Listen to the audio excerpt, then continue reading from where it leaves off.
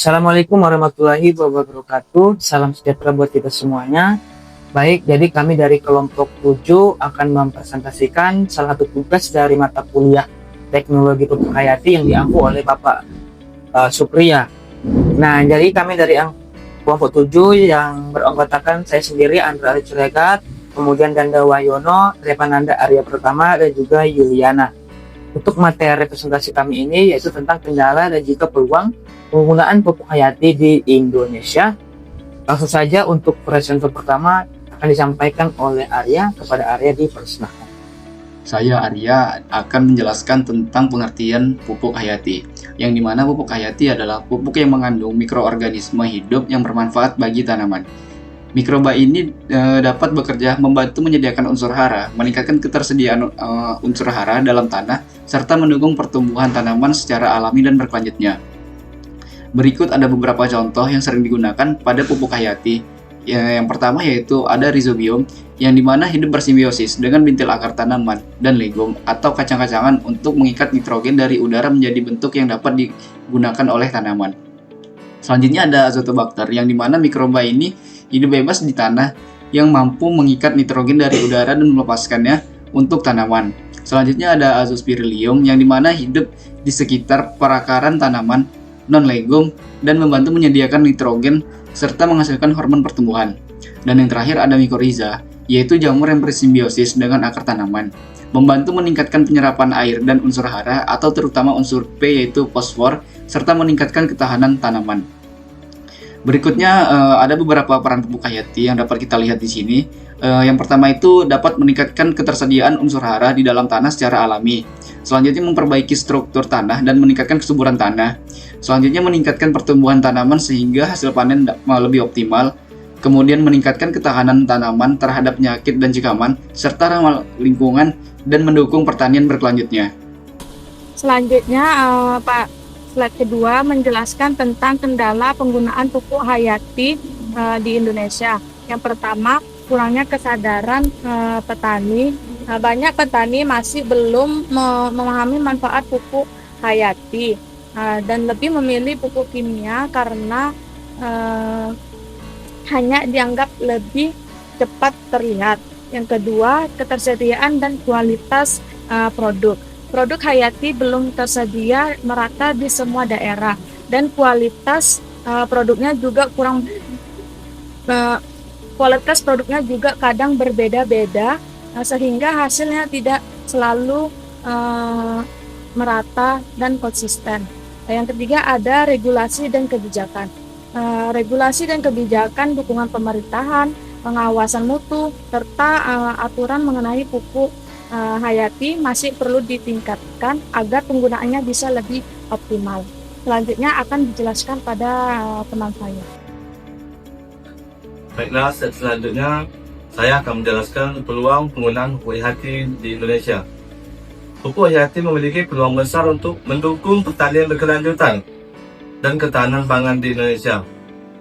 Yang pertama itu ada potensi pasar yang besar, yang dimana Indonesia memiliki sektor pertanian yang luas dengan kebutuhan pupuk yang tinggi. Hal ini membuka peluang besar bagi pengembangan pupuk hayati sebagai alternatif pupuk kimia. Yang kedua itu ada kebutuhan pertanian berkelanjutan. Penggunaan pupuk hayati dapat memperbaiki kesuburan tanah, meningkatkan aktivitas mikroorganisme tanah, dan menjaga keseimbangan ekosistem sehingga mendukung sistem pertanian berkelanjutan. Yang ketiga itu ada dukungan dari pemerintah. Pemerintah mulai mendorong pertanian ramah lingkungan melalui program pengurangan pupuk kimia dan pengembangan teknologi pertanian berbasis hayati. Yang terakhir itu ada meningkatkan efisiensi produksi. Pupuk hayati membantu penyerapan unsur hara lebih efektif, meningkatkan pertumbuhan tanaman, dan mengurangi biaya pemupukan dalam jangka panjang. Jadi, pupuk hayati adalah peluang nyata untuk pertanian Indonesia yang lebih produktif, sehat, dan berkelanjutan. Selanjutnya saya akan menjelaskan tentang studi kasus dari jurnal, yaitu di mana jurnalnya adalah pengaruh penerapan metode pertanian organik dan penggunaan pupuk hayati pada kualitas hasil panen dan keuntungan bisnis petani buah-buahan di Jawa Timur. yang melatar belakangi peneliti melakukan penelitian ini adalah ingin mendapatkan pengaruh. Bagaimana sih, apakah ada pengaruh ya dari metode pertanian organik dan penggunaan pupuk hayati terhadap kualitas hasil panen dan keuntungan bisnis petani buah-buahan di Jawa Timurnya itu seperti apa? Apakah berpengaruh positif atau berpengaruh negatif? Kalau berpengaruh positif, dan peluangnya seperti apa, kendala-kendalanya seperti apa, itu akan terlihat di hasil dan juga pembahasannya seperti itu kan.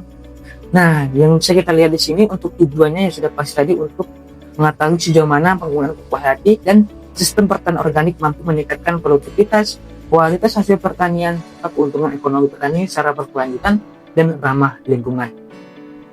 Untuk metode penelitian yang dilakukannya di sini yaitu metode kuantitatif dengan survei cross seksional, yang dimana sampel diambil sebanyak 115 petani buah di Jawa Timur.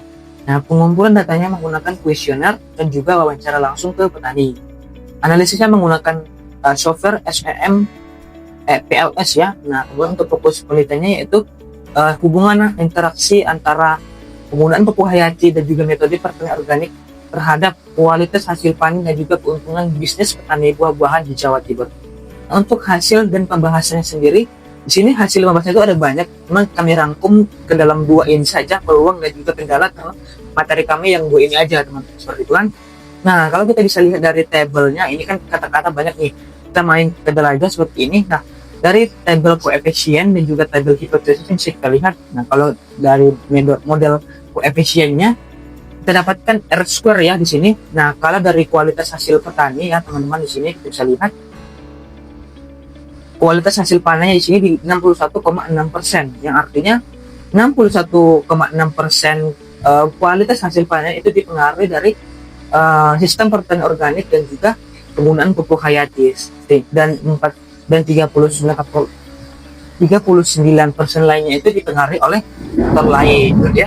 Kemudian untuk R square dari keuntungan bisnis petani itu ada di 26,8% ya, untuk keuntungan bisnis petani dari perlakuan dari pengaruh sistem pertanian organik dan juga penggunaan pupuk hayati, itu menghasilkan 26,8% itu keuntungan bisnis petani, dan sisanya itu dipengaruhi oleh faktor lain.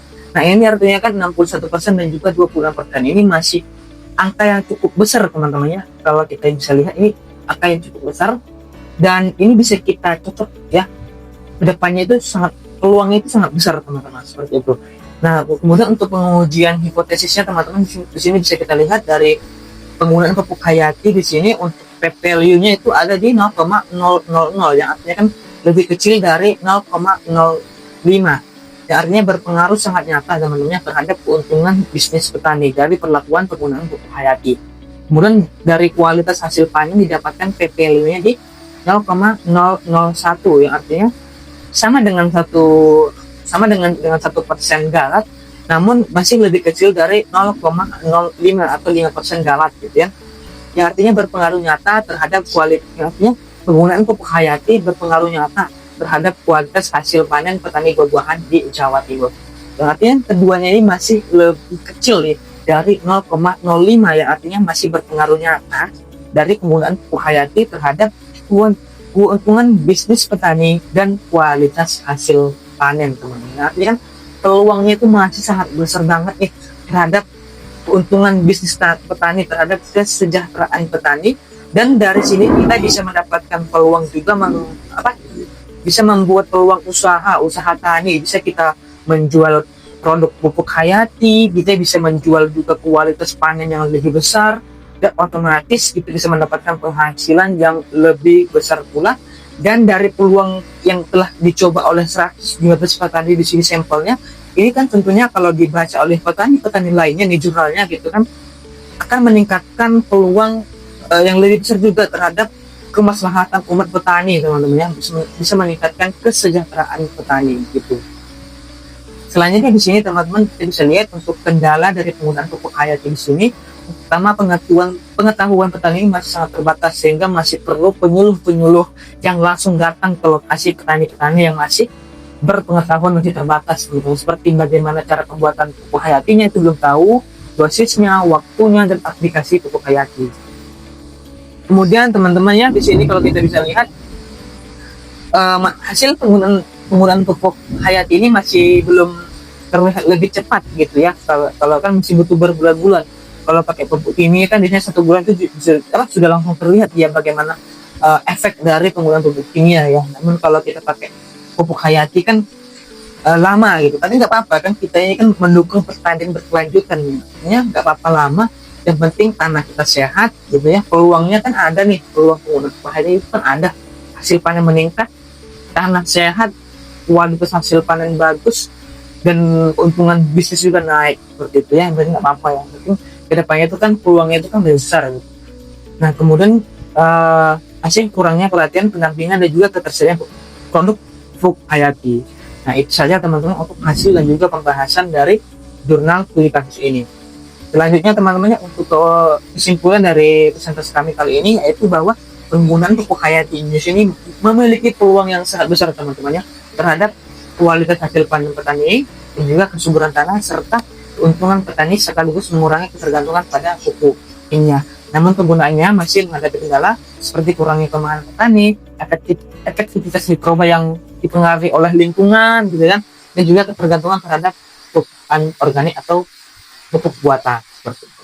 Oke teman-teman, jadi cukup begitu saja sih untuk presentasi kami ya. Mudah-mudahan bermanfaat buat teman-teman yang sudah menonton video ini.